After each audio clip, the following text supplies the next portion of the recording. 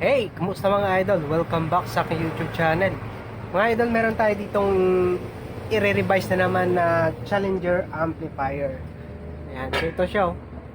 So model nito mga idol, Challenger Gladiator 2.5. So papakita ko sa inyo yung ano niya, yung mainboard niya.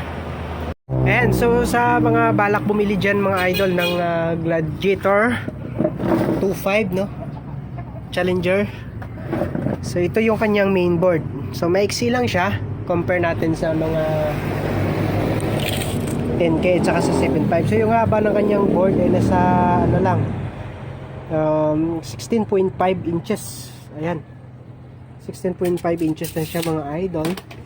Tapos yung kanyang transistor meron ding tatlong pairs na hindi na kabit. Ayan, so 1 2, 3, 4, 5, 6, 7, 8, 9, 10, 11.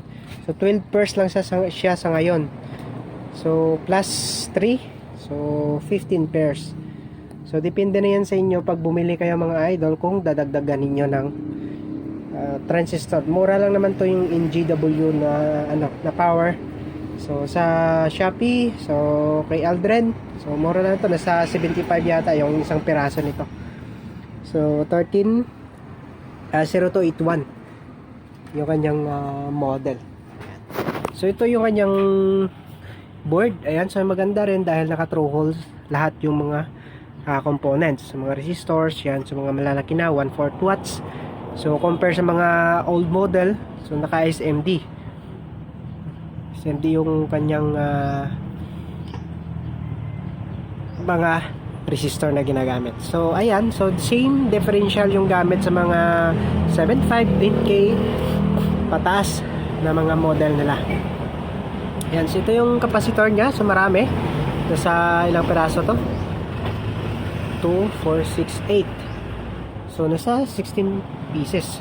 So sisilipin natin mga idol yung kanyang transformer. Secondary output nito ay nasa 114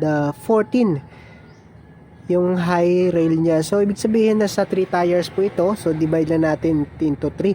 So 36, 76, 114 yung kanyang transformer secondary output. Ayan, so i-revise muna natin to mga idol. Ayan, so as usual yung kanyang clip dito tinanggal na rin from the factory. Yan, so yung resistor dyan wala na, natanggal na nila. Alright, so i-revise natin mga idol.